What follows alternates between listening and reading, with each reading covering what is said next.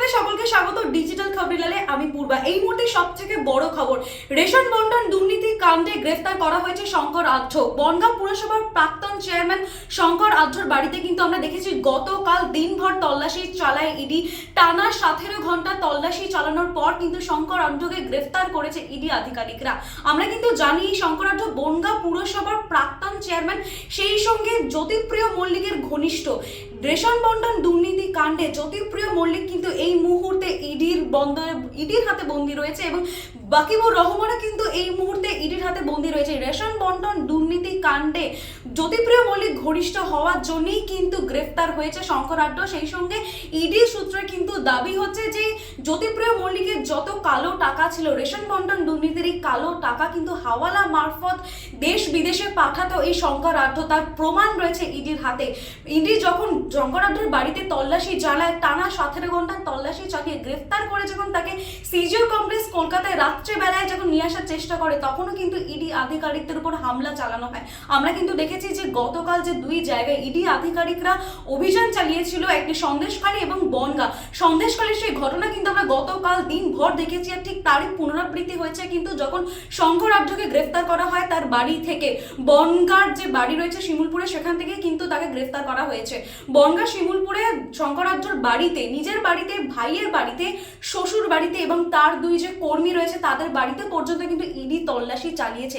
Ration বন্টন দুর্নীতি কাণ্ডে শঙ্করের বাড়ি থেকে, শঙ্কর আঢ্যর বাড়ি থেকে যে প্রাক্তন চেয়ারম্যান পৌরসভার, তার বাড়ি থেকে কিন্তু 8.5 লক্ষ টাকা পাওয়া গিয়েছে এবং বেশ কিছু নথি পাওয়া গিয়েছে।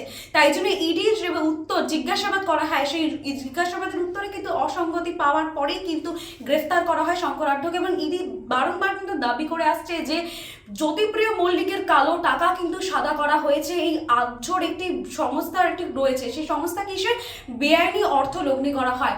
আঢ্য ফোরেক্স কোম্পানি বলে একটি সংস্থা রয়েছে এই শঙ্কর আঢ্য, যেখানে কিন্তু কালো টাকা সাদা করা হয়, এমনটাই কিন্তু বারবার দাবি করছে ইডি। এই সংস্থার মাধ্যমে, আঢ্য ফোরেক্স কোম্পানির মাধ্যমে কিন্তু হাওয়ালা মারফত বিদেশে টাকা পাঠানো হতো, বিদেশি মুদ্রা কেনা হতো, মুদ্রা কিনে কালো টাকা সাদা করা হতো এবং বাংলাদেশে পর্যন্ত সেই টাকা পাঠানো হতো, এমনই কিন্তু অভিযোগ বারবার তুলছে ইডি।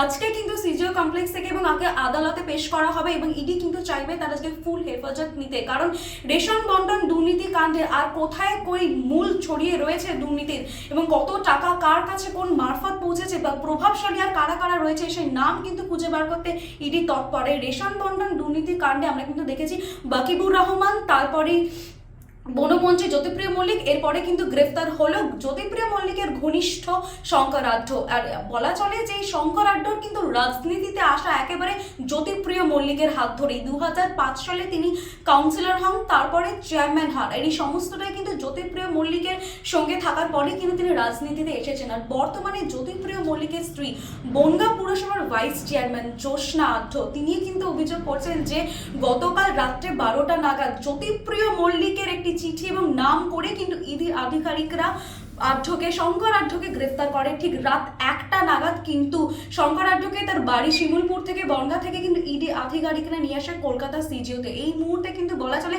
রেশন বন্টন দুর্নীতি কাণ্ডে তিনি কি তৃতীয় ব্যক্তি যাকে গ্রেফতার করা হয়েছে। এবং এই রেশন বন্টন দুর্নীতি কাণ্ডে আর কি নতুন তথ্য উঠে আসছে, ইডি অফিসাররা সেই নিয়ে কিন্তু তৎপর, আর কি জানা যাচ্ছে সেই সঙ্গে আপনাদের চোখ থাকুক ডিজিটাল খবরিলালে, কারণ খবর আপনাদের, নজর আমাদের।